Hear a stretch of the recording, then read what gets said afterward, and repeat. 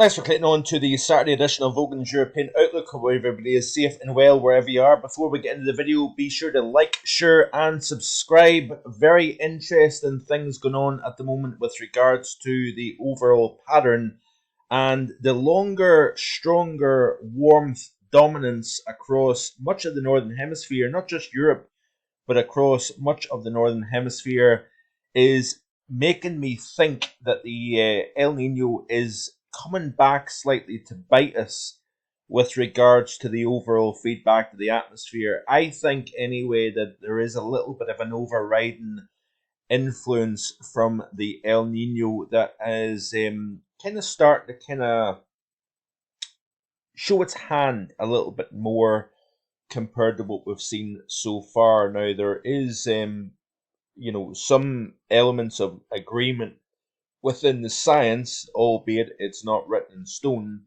that in El Nino years there tends to be a cold back half to winter, and this is the thinking of the Met Office as well. But I do think that there is a lot of things to take into consideration when it comes to the overall global aspect at the moment that I think needs to be taken into consideration. We live in a warmer planet than what we did a decade ago, and I think some of these classic teleconnections, climate drivers, whatever way you want to call it, isn't the same type of response to what you would have had, say, a decade ago. There is elements of 2009-10 with this winter. We're seeing the coldest 4 consecutive months in Scandinavia since 2009-2010, and we are seeing other aspects that has similarity. But the El Nino has been somewhat strange, to say the least. The Mann-Julian oscillation and the couple of major stratospheric warmings that we've seen up until now has worked out quite well. It has delivered and done what it says in the tin, so to speak. But there is something slightly different now compared to what we've seen back in December and January. By that I mean the MJO has been in a favourable phase. It's been amplified and supports high latitude blocking, a Greenland block, North Atlantic blocking. I know that you can't write this in stone, that given the MJO being an amplified phase 7 or phase 8, combined with the stratospheric warming that was seen back 2.5 weeks ago, delivers guaranteed cold to the US and Europe. However, there's something different going on because we have a pretty strong jet. We've got a fairly dominant high over the Azores, which is hard to shift at the moment.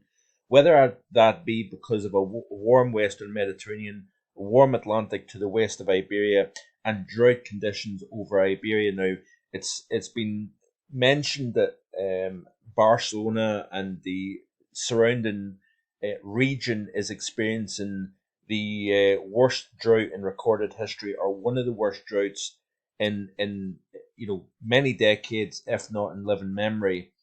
And I think the warm western Mediterranean, warm eastern Atlantic, and the drought conditions over Iberia is promoting stronger, higher pressure than what you would typically see.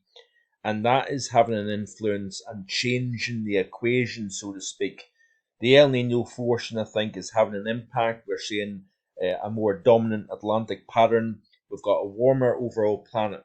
Oceans, land area, and atmosphere. That is also having a response to the overall pattern here. But a counter argument to that is the fact that Scandinavia is brutally cold, and it has been really for the last 4 months, which tells me that you can still get brutal cold despite the warmer backdrop of the planet. But this is an interesting tweet here by World Climate Service saying that the January SST showed a mix of Central and East Pacific El Nino signature, and this is something that was highlighted back in the winter forecast, by the way, that I was really toiling between the Modoki central-based El Nino versus strong to super east-based El Nino. I think we're getting a bit of both this year. Now, while we've got strong warming over the eastern and even central El Nino region, arguably you're even seeing that closer to Australia as well, by the way. This is how it's different, and every El Nino is different, every La Nina is different, etc., etc. But I think we're seeing a little bit of a both Madoki style, hence why we had the cold in early December, middle portions of January.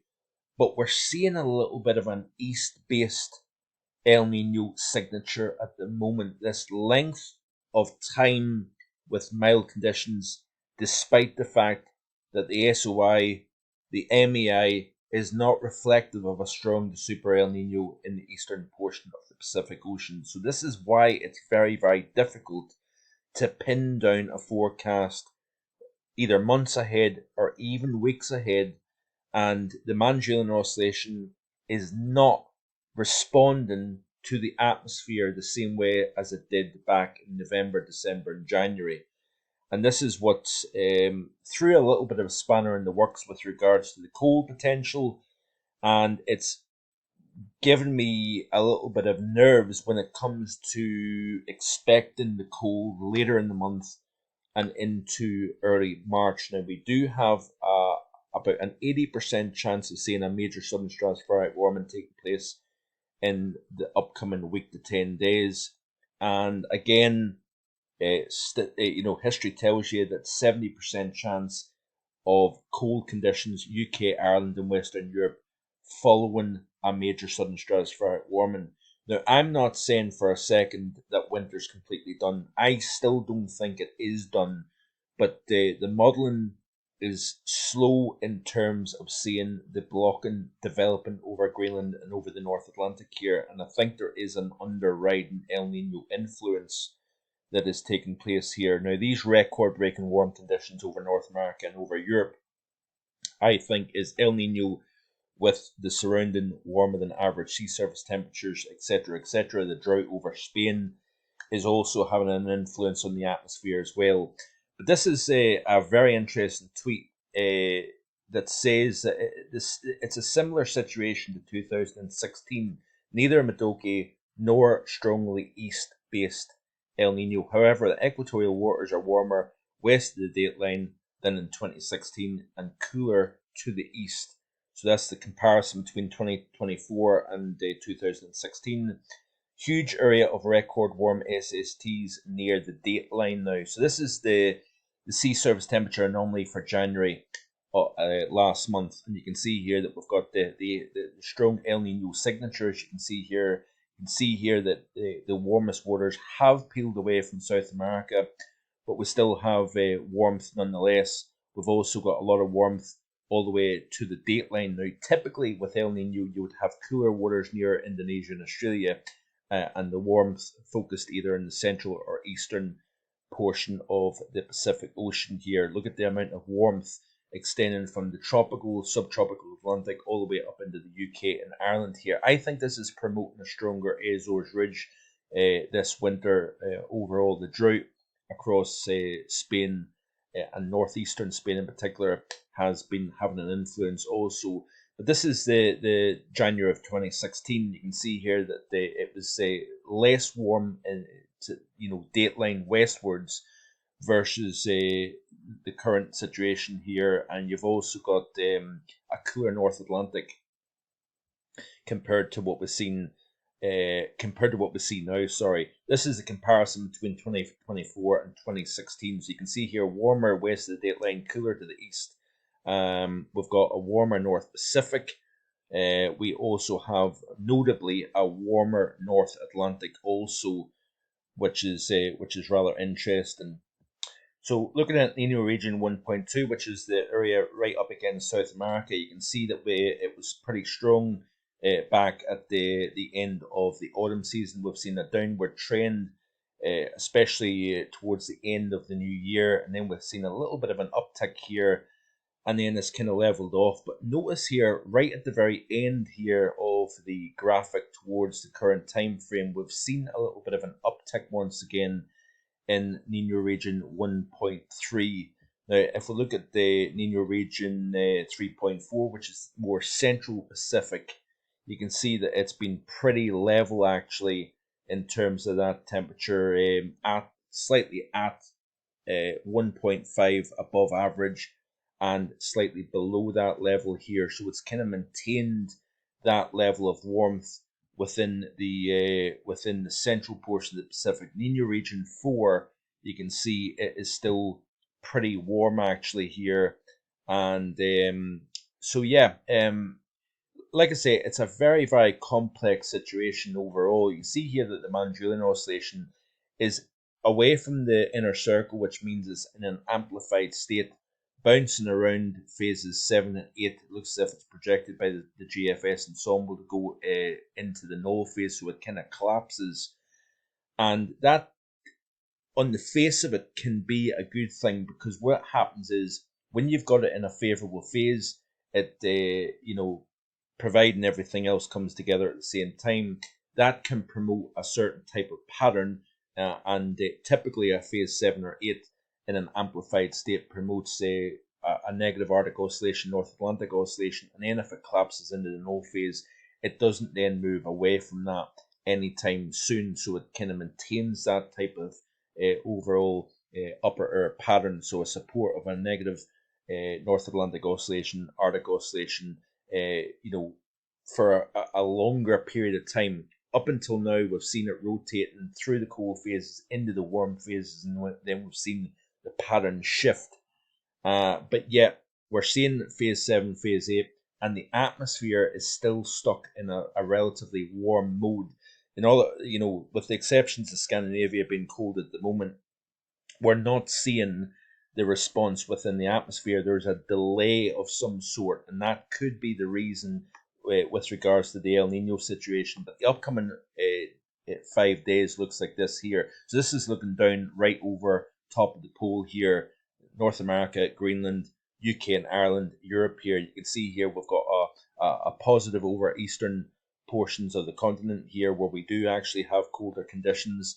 But notice here that we've got a very pronounced jet stream at the moment. We've got that ridge, Canaries, up towards southern Spain and Portugal at the moment here. We've got the jet running in between an area of weak high pressure over the northwestern Atlantic, but the dominance is still the Atlantic. If we play through this loop, you can see here that it's actually showing with the GFS ensemble that high strengthens over Spain and Portugal and actually lifts northwards up towards the UK and Ireland here. Now, there is a change taking place towards the 15th and 20th. You notice here that we're starting to see the heights rise over Western Europe here, extending from Northwest Africa all the way up towards Iceland, and that is starting to change and recast the atmosphere. So you can see here there's the negative Arctic oscillation starting to dig in, and also the GFS ensemble has a negative North Atlantic oscillation. So you can see here that height rises over Greenland, over the Arctic region, and then in comes the negative. Notice here that we shut down the Atlantic in terms of the jet stream. We're losing that blue ribbon extending from North America to Western Europe here. So that therefore that indicates to me that the GFS ensemble sees a weakening of the jet stream, displacement possibly to the south, the negative both over North America, as you can see here, and also over Europe here. So that would certainly suggest more conducive for cold towards the end of February. But there's no getting away from the fact that the pattern has not shifted in the time frame that I thought. This warm spell for the last 10 days of January, the first 10 days of February, has lasted longer than I thought. Always have to harp on to the fact that I did say in the winter forecast that there was caveats to the overall idea.